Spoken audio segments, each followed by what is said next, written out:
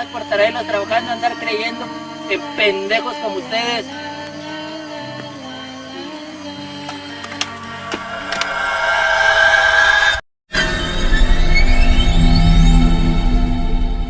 We walk the talk, not only talk the talk.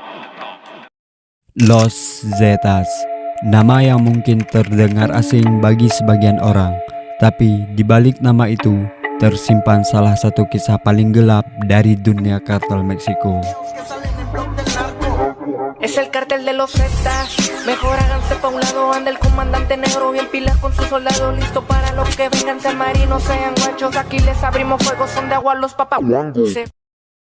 Kartel Los Zetas adalah sebuah sindikat kriminal yang terpecah dari kartel de Golfo dan dikenal sebagai salah satu kartel narkoba yang paling berbahaya di Meksiko.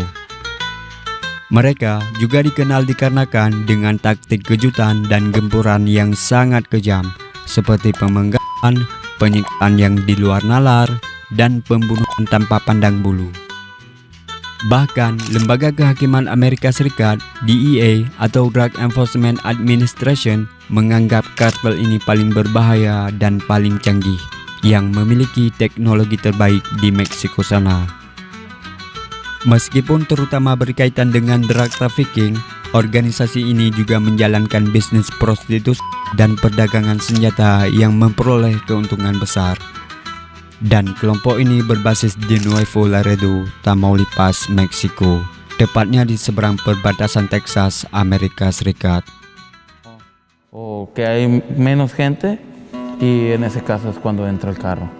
Yo les pago a ellos una comisión por cada kilo que yo mando. Ellos también llevan una ganancia y con eso se financia. Berbeda dengan organisasi lainnya, Los Zetas tidak lahir dari jalanan, melainkan dari militer. Pada akhir tahun 1990-an, seorang perwira pasukan khusus Angkatan Darat Meksiko yang bernama Arturo Guzman de Sena, atau yang lebih dikenal sebagai Z1, memutuskan untuk membelot dari militernya. Seorang perwira yang seharusnya melindungi negaranya justru memilih masuk ke dunia kriminal. Ia membawa seluruh kemampuan tempurnya lalu mulai bekerja sebagai lengan penegak hukum untuk kartel de Golfo. Namun, seiring waktu berjalan, kekuatan mereka tumbuh, pengaruh mereka meluas, dan ambisi mulai mengambil alih. Hingga akhirnya pada Februari 2010, Los Zetas memisahkan diri atau memberontak dari kartel de Golfo dan membentuk organisasi kriminal mereka sendiri. Sejak saat itu mereka bukan lagi sekedar bawahan, melainkan mereka menjadi kekuatan baru yang siap menantang siapapun. Es el cartel de los Zetas, mejor háganse pa' un lado, anda el comandante negro bien pilas con sus soldados, listo para lo que vengan, sean marinos, sean guachos, aquí les abrimos fuego, son de agua los papas. Sedangkan kartel CDG atau kartel de Golfo ini, mereka juga sindikat kriminal perdagangan narkoba yang mungkin merupakan salah satu kartel yang senior atau yang bisa dibilang kartel yang tertua di Meksiko sana. Kelompok ini berdiri pada tahun 1930-an yang didirikan oleh Juan Nepomuceno Guerra dan berpusat utama di Matamoros, Tamaulipas, Meksiko. Seiring berjalannya waktu, kartel de Golfo ini tumbuh menjadi organisasi yang sangat besar. Anggotanya diperkirakan mencapai ratusan ribu orang dengan jaringan yang luas dan terorganisir. Seperti kebanyakan kartel lainnya, mereka juga memiliki banyak musuh, dan yang paling berbahaya adalah musuh yang dulunya bagian dari mereka sendiri, yaitu Los Zetas. Dari sekutu menjadi rival, dari pelindung menjadi ancaman, dan sejak saat itu, konflik berdarah pun tidak bisa dihindari lagi. Para todo aquel vendedor y consumidor de cristal y fentanilo, no hay perdón. Atentamente el cártel del Golfo, Grupo Escorpión. Nah, berkaitan dengan konflik mereka, di video kali ini saya akan membahas sebuah rekaman mengerikan yang diduga dibuat oleh kartel Los Zetas dan dirilis pada tahun 2010. Videonya itu berdurasi sekitar 5 menit 15 detik yang dimana korban-korbannya itu adalah 4 orang wanita dari anggota kartel pecahannya, yaitu Gulf Cartel atau Cartel de Golfo. Jadi sebelum kita masuk ke video ini, saya ingatkan sekali lagi untuk siapkan mental kalian baik-baik, karena apa yang akan kalian dengar bukan sesuatu yang ringan. Ini bukan sekedar cerita. Ini sisi gelap yang benar-benar ada di dunia nyata. Kalau kalian masih di sini dan siap untuk lanjut, jangan lupa kasih dukungan kalian dengan like dan bantu ramaikan video ini. Dan sekarang, iya, kita masuk ke videonya.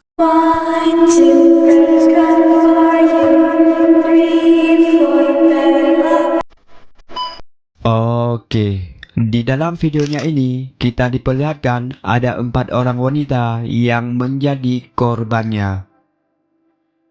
Seperti yang kukatakan tadi, yang dimana 4 wanita yang menjadi korban ini adalah anggota dari kartel pecahannya, yaitu Gulf Cartel atau Cartel de Golfo. Dengan kondisi mereka yang berlutut dan tangan terbelenggu ke belakang. 3 di antaranya itu tanpa memakai baju, sementara 1 yang wanita lagi mengenakannya. Mereka dikelilingi oleh 13 orang-orang yang bersenjata lengkap dari kartel Los Zetas.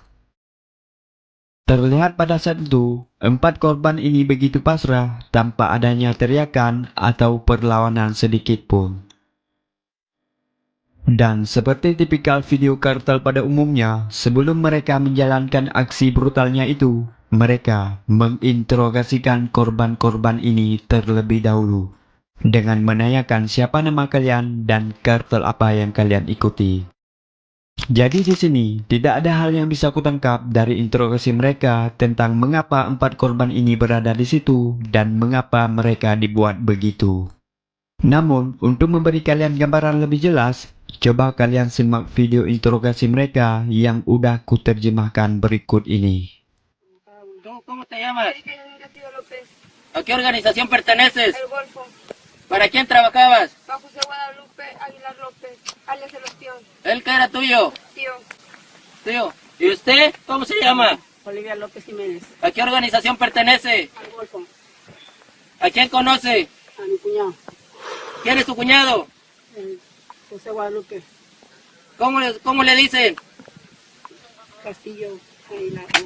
¿Cómo le dicen? El Ostión. ¿Usted? ¿Cómo se llama? María Rosario Rodríguez Méndez. ¿Para quién trabaja? ¿Qué organización? Al Golfo. ¿Qué función desempeñaba ahí con el Golfo? Alcona. ¿A quién más conoce? Nada más. Nada más. ¿Usted cómo se llama? Yesenia Pacheco Rodríguez. ¿Cómo le dicen? Comandante Güera. ¿Para quién trabajaba? Para el cártel. ¿Con quién más andaba usted? Con el comandante Gallo.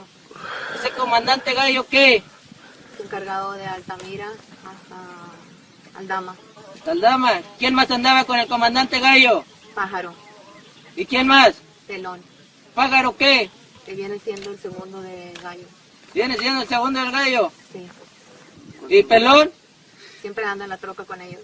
¿Cuántos grupos son en total? De 3 a 4. ¿Cómo se llaman? Los de Aldama les dicen Bravos y los de Cuauhtémoc les dicen Pumas. Pumas. ¿Qué licenciados los apoyan? El licenciado Garza. ¿Y del ejército? Son 2 soldados. ¿Dos soldados? Sí. ¿Cómo se llaman? Uno le dicen Cazador y al otro Fantasma. ¿Qué grado tienen? No sé, andan en las trocas, en las tintas. ¿Qué centrales hay en Tampico? 2 centrales, una que se llama Ofelia. ¿Y ahí quién anda? Ahí tiran lo que es Altamira, Madero y Tampico. ¿Y la otra central? Dragones, ¿Y esa para dónde tira? nomás lo que es Tampico. Tampico. Sí. ¿Quién más? Nomás son ellos. Ellos son los que andan de González, Zaragoza, de Zaragoza a Mante y de Mante a Matamoros. Andan robando. Miren, pinches golfos. Ustedes se creen bien verga y mandan a puras viejas que creemos que tienen más huevos que ustedes porque no vienen a romperse la madre con los Zetas. Se creen bien vergas, vengan y párense aquí a terreno para romperles en su madre.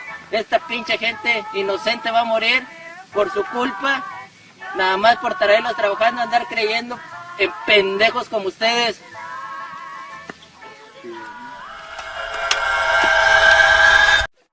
Setelah interogasi itu selesai, tidak ada lagi kata-kata, tidak ada lagi penjelasan, hanya keheningan. Keempat korban itu ditendang hingga tersungkur ke tanah tanpa adanya perlawanan sedikit pun. Seolah-olah mereka sudah tahu apa yang akan terjadi. Dan di detik itu, eksekusi pun dimulai dengan metode pemotong kepala menggunakan pisau, parang, dan kapak. Satu demi satu, tindakan keji itu terus berlangsung, menciptakan suasana yang semakin mencekam. Waktu terasa melambat, setiap detik dipenuhi ketegangan dan rasa yang sulit dijelaskan. Dan para pelaku-pelaku itu pun melanjutkan aksi brutalnya yang tidak manusiawi. Mereka memutilasi anggota tubuh dari korban-korban ini dengan menggunakan kapak, yang dimana suara dari pemotongan itu sangat mengerikan dan memualkan. Hingga akhirnya para pelaku-pelaku itu mengumpulkan bagian-bagian tubuh yang tersisa. What the fuck? Tanpa sepatah kata, dan disitulah video itu berakhir, coy. Oke, itu saja yang bisa kubahas pada kali ini. Dan saya ingatkan sekali lagi, jangan pernah mencoba menonton langsung video-video seperti ini. Karena dibalik rasa penasaran, tidak ada yang layak untuk didapatkan. Tidak ada manfaatnya, hanya menyisakan rasa berat yang akan terus teringat. Cukup pahami dan renungkan, karena itu saja sudah cukup. Sudah cukup untuk membuka mata kita bahwa dunia ini tidak selalu seperti apa yang kita lihat. Terima kasih sudah bertahan sampai akhir, dan sampai ketemu di cerita berikutnya yang mungkin lebih gelap dari ini.